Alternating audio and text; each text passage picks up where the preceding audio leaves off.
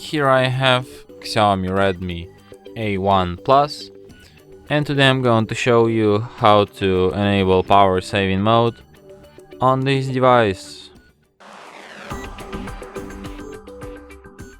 So to do this, firstly you have to go to the upper bar, and here you have to find the button Battery Saver.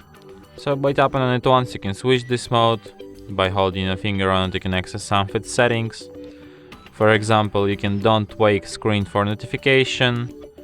You can enable this feature. You can also set it to turn off when device is 50% or fully charged.